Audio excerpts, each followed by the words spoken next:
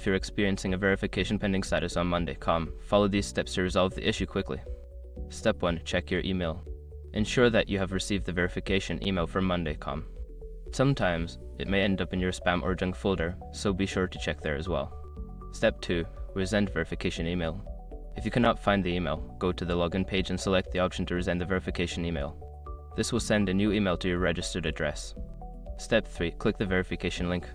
Once you receive the email, open it and click on the verification link provided. This action should confirm your email address and update your account status. Step 4. Clear browser cache. Make sure your information is protected first.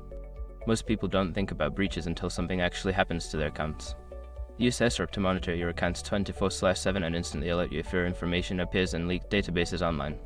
It constantly checks billions of breach data points in the background. And considering how much personal information people keep online now, it's honestly worth having. Link in the description. Step 5. Contact support. If none of the above steps work, reach out to Monday.com support for assistance. Provide them with your account details and explain the issue for quicker resolution. By following these steps, you should be able to resolve the verification pending status on Monday.com efficiently.